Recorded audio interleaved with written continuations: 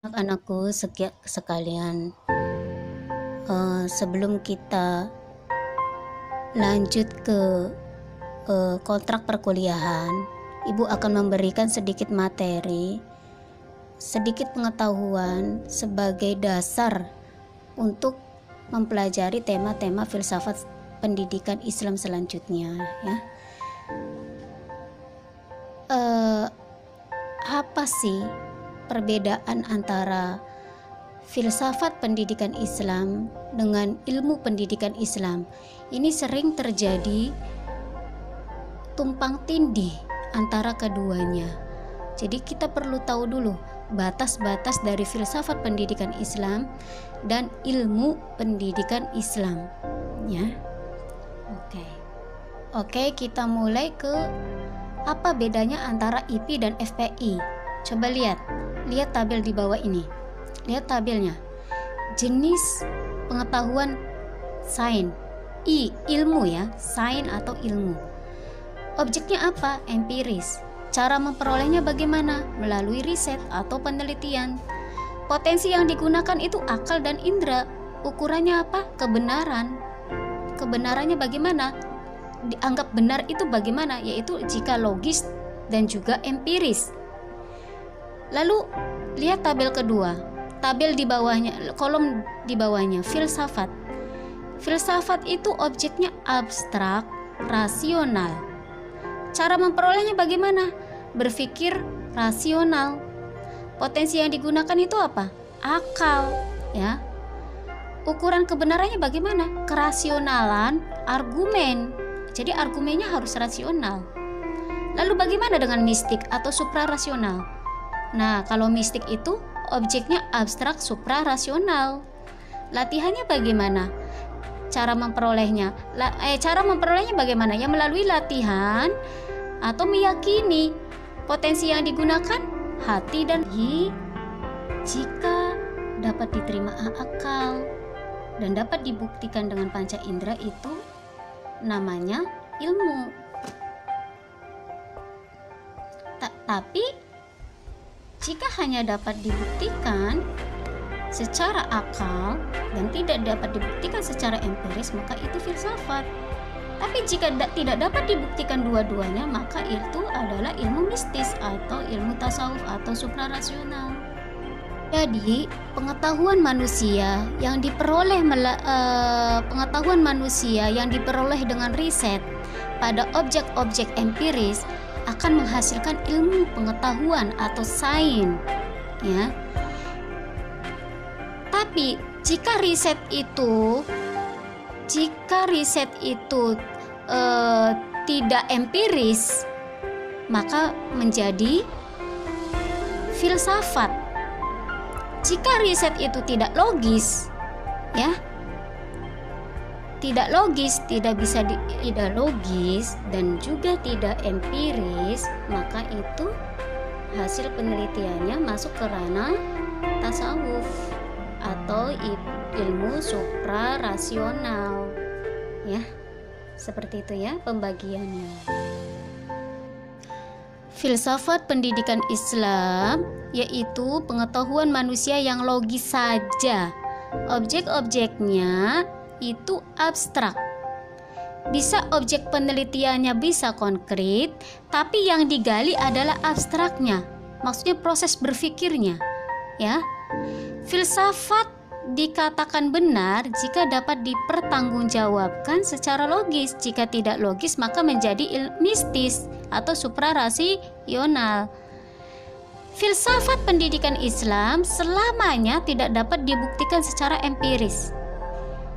Kenapa? Karena jika dapat dibuktikan secara empiris, maka berubah menjadi sains atau ilmu pengetahuan, ilmu pendidikan Islam. Gitu ya. Oke, jadi filsafat pendidikan Islam yaitu kumpulan teori pendidikan Islami yang hanya dapat dipertanggungjawabkan secara logis dan tidak akan dapat dibuktikan secara empiris.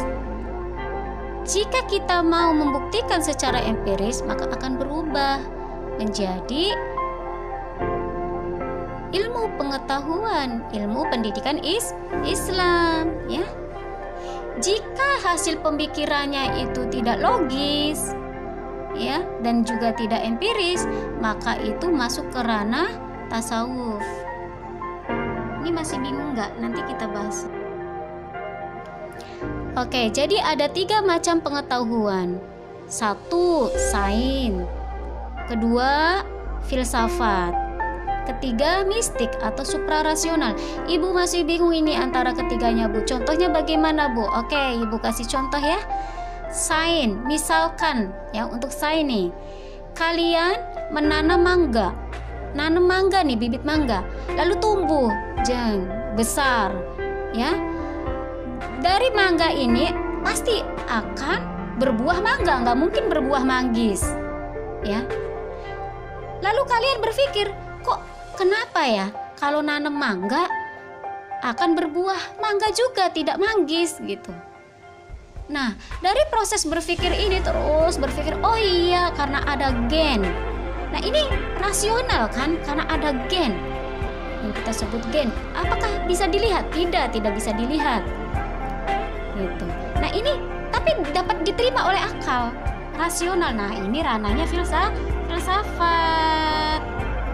Nah, proses berpikir karena ada gen itu filsafat, tapi dapat diterima oleh akal. Kedua, ketika Anda berpikir, kok bisa ya ada gen? Kok bisa dari nanam mangga berbuah mangga, dan itu karena ada gen. Berarti ini dari mana ya? Siapa yang menciptakan gen? Oh iya, karena ada yang Maha Pencipta, yaitu Tuhan. Nah, ini kan diyakini. Ya. Apakah ini logis?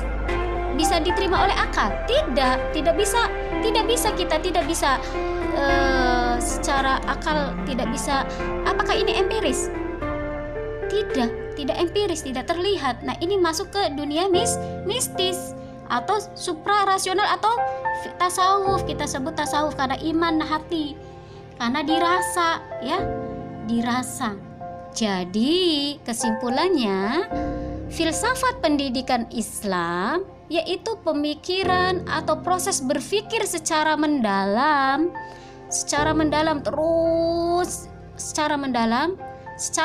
sampai menghasilkan pemikiran yang rasional dapat diterima oleh akal, ya, yang bercorak Islami. Dualisme bukan bersifat materialistis, tapi juga bersumber pada mengambil sumber dari Al-Quran dan Al-Hadis itu, ya. Jadi corak filsafat Islam itu dualisme. Anak-anakku sekalian, cukup sekian. Mudah-mudahan bisa dipahami dan ini bisa menjadi dasar bagi kita untuk mempelajari tema-tema lebih mendalam mengenai filsafat pendidikan Islam. Oke? Semangat selalu, sehat selalu.